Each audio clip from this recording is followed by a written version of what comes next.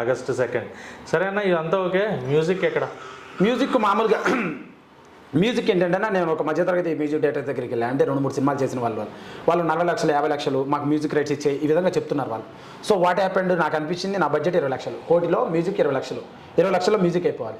వాళ్ళు ఎవరు చేయలేదన్న. And also వాళ్ళ బ్యాక్గ్రౌండ్ అవి ఇవి కనుక్కున్నా, కొంతమంది లేట్ చేస్తారనే భయము చాలామంది చెప్తున్నారు ఆల్రెడీ వర్క్ చేసిన directors. So I feel like ఏం చేస్తాడు మ్యూజిక్ డైరెక్టర్ అని ఆలోచిస్తే, మ్యూజిక్ డైరెక్టర్ ఏం చేయడు, ప్రోగ్రామ్ అని పెట్టుకుంటాడు, కింద ఇన్స్ట్రుమెంట్ ప్లేయర్స్ని పెట్టుకుంటాడు. ఇన్స్ట్రుమెంట్స్ అంటే ఒక్కొక్కటి గిటారు తంబనేలు అన్నీ వాళ్ళందరితో ఒకటి పిచ్చి అరేంజ్ చేస్తాడు. అదే మ్యూజిక్ డైరెక్టర్. జరిగేది అదే, కానీ ఇతనికి తెలియాలి, స్వరాలు తెలియాలి, అవి అన్నీ తెలియాలి.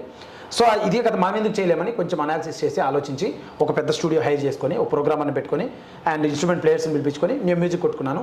అండ్ ట్యూన్స్ వచ్చేసి నా లిరిక్ రైటర్ ఉన్నారు, అతను కొన్ని ట్యూన్స్ 2 ట్యూన్స్ ఇచ్చాడు, ఒక ట్యూన్ నేను ఇచ్చాను. మొత్తం 5 సాంగ్లు, 2 చిన్న సాంగ్స్ 3 పెద్ద సాంగ్స్. చాలా ప్రాపర్గా చేశాము అండ్ చాలా బాగా వచ్చాయి. యూట్యూబ్ ఛానల్లో Srikanth Reddy awesome YouTube channel వదిలాము, అప్రిషియేషన్ వచ్చింది. ఐఎమ్ వెరీ హ్యాపీ అండ్ బాగున్నాయి సాంగ్స్. అయితే మీరు విన్నారా అన్న సాంగ్స్? విన్నాను. కొంచెం బాగున్నాయి సాంగ్స్ బాగున్నాయి. సాంగ్స్ గురించి కాదు మనం మాట్లాడేది, మెయిన్గా బీజిఎం. బికాస్ బీజిఎం ప్లే చేస్తేనే ఆడియన్ థియేటర్లో ఇంపాక్ట్ ఫీల్ అవుతున్నాడు. అవునవును, అది అద్దరిల్లినప్పుడు ఆ సౌండ్ ఇంపాక్ట్. సో బీజిఎం గురించి మ్యూజిక్ ఏముంది, సాంగ్స్ మీరు అన్నట్టు ప్రోగ్రామింగ్ ఏదన్నా చేసుకోవచ్చు. దానికోసమే నేను అది పెట్టుకున్నా, ఏంది లారీని పెట్టుకున్నా. థియేటర్లో భయపడతారు ఆడియన్స్, ట్రస్ట్ మీ. ఆ సౌండ్కి మామూలుగా ఉండదు, భయపడతారు. అదే దయ్యం కాదు కానీ ఒక 3D ఎఫెక్ట్లో వస్తుంటుంది లారీ షార్ట్స్. కొన్ని తీసాం లారీ షార్ట్స్. I feel like they will impress, కొంచెం ఇంప్రెస్ అవుతారు అనుకుంటున్నా ఆ లారీ షార్ట్స్. నాకున్న బడ్జెట్లో చేశాను హానెస్ట్గా, ఇంప్రెస్ అయితే అవుతారు, పక్కా అవుతారు. వై లారీ అని ఎందుకు పెట్టాలి టైటిల్? లారీ అంటే ఇప్పుడు నాకున్న బడ్జెట్లో 2 కోట్ల బడ్జెట్లో ఏ నాన్ సెన్స్ కథ తీసుకున్నా ఏం జరుగుతుందంటే, అంటే కథ రాసేటప్పుడు కొన్ని ఆలోచించా బడ్జెట్ పరంగా. నేను పెద్ద సినిమా తీస్తున్నా, పాన్ ఇండియా సినిమా తీస్తున్నా, నాకు దీంతో రికగ్నిషన్ రావాలి, ఇది సాలిడ్ బొమ్మ అని గుర్తింపు రావాలి. అలా అంటే ఏం చేయాలి? ఫస్ట్ విజువల్ దద్దరిపోవాలి. విజువల్ బాగాలేదనుకో చిన్న సినిమా కింద పడేస్తారు. విజువల్ బాగుండాలంటే నేను పెద్ద సెట్లు వేయలేను. ఇది సీక్రెట్, యాక్చువల్లీ సీక్రెట్ చెప్పేస్తున్నా, నో ప్రాబ్లం. అదే కొత్త రైటర్స్ అయితే నేర్చుకుంటారు. సో విజువల్ పరంగా దద్దరిపోవాలంటే ఆ విజువల్గా నా దగ్గర లేవు సెట్స్. ఇప్పుడు త్రిబుల్ సెట్స్ చేస్తారు, చార్మినార్ సెట్ చేస్తారు, ఇవన్నీ మనకు లేవు, డబ్బులు లేవు. ఒక్కొక్క సెట్గా అయితే 50 లక్షలు 10 లక్షలు అంత డబ్బులు లేదు. సో నేనేం చేయాలి? ఒకటే ఆబ్జెక్ట్ ఉండాలి, ఆ ఆబ్జెక్ట్ స్క్రీన్ నిండా ఉండాలి. ఏంటి అని ఆలోచించాను. ఫస్ట్ లారీ పెట్టా ఫ్రేమ్లో, దీని మీద కథ రాయండి అన్న. ఊరికి అనుకున్నా దీని మీద కథ రాద్దాం, ఏం మ్యాటర్, సరే దీంట్లో ఒక ప్రోడక్ట్ పెడదాం. ఏం పెడదాం? డ్రగ్స్ అయిపోయినాయి, మనీ అయిపోయినాయి, గోల్డ్ అయిపోయినాయి, అన్నీ అయిపోయినాయి, ఏం పెడదాం? ఒక ఐటెం పెట్టారు, ఒక ఐటెం పెట్టేద్దాం, పెట్టు.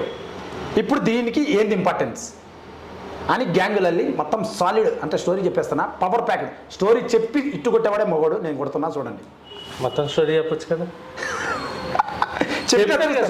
చెప్పినా చూస్తారు, వీడియో చూస్తారు, నో ప్రాబ్లం. సినిమా అంటే మన అత్తారింటి దారి పవన్ కళ్యాణ్ గారు లీక్ అయినా కానీ చూసారు కదా. అదే మరి మ్యాటర్ అంటే నాది కూడా 3 గంటల సినిమా అండ్ అట్లా విజువల్ అనుకున్నాను. 3 hours 3 minutes హిట్ బొమ్మ.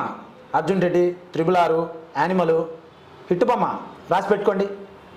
చాలా కాన్ఫిడెంట్గా అర్జున్ రెడ్డి, RRR, యానిమల్.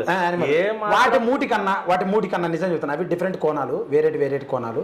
ఆ గొప్ప సినిమాలు అప్రిషియేట్. వాటి మూటి కన్నా నాది ఫుల్ యాక్షన్ సినిమా, తెలుగు ప్రజలకు ఎక్కువ నచ్చే సినిమా నాది.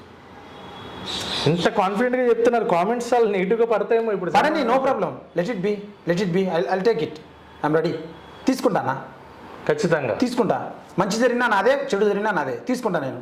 ఫస్ట్ ప్రాజెక్ట్ అండ్ 3 గంటలు ఒక ఆడియన్స్ కూర్చోబెట్టాలంటే మనం ఇవ్వాల్సిన హై మామూలుగా ఉండకూడదు. హై ఉందన్నా, లేస్తుందన్నా, మామూలుగా లేదన్నా, పోతుంటే గ్రాఫ్ లేస్తూనే ఉంటుంది, సాలిడ్ ఉంటుంది, టెంపో ఉంటుంది. ఒక సీన్ ఏదన్నా ఆ టెంపోకి, మీరు చెప్తున్న టెంపోకి, ఎందుకంటే ఎంత ఊరిస్తున్నారు ఆడియన్స్ని. జస్ట్ ఒక సీన్, ఒక హై ఇచ్చే సీన్ మీరు రాసుకున్నది, అదే ఈ సీన్కి థియేటర్ దద్దరిల్లుతుందని ఒక సీన్ చెప్పండి. ఒక ఫైట్ ఉంటుంది, నైట్ పూట టార్చ్ లైట్ ఫైట్ చేస్తాం, అది భూకంపం సృష్టిస్తుంది థియేటర్లో. ఆ షార్ట్స్ మేము డిజైన్ చేసిన విధానం, మేము ఎడిటింగ్ చేసిన విధానం, ఆ సీన్ 8 నిమిషాల సీను 2 గంటల్లో తీసా. 2 గంటలతో వితౌట్ లైట్స్, టార్చ్ లైట్స్తో తీసా. But visual దద్దరిల్లిపోద్ది. లారీ యార్డ్లో తీసాం, మామూలు ఉండదు. ఎవడో దమ్ముంటే ఇండస్ట్రీలో తిమ్మను.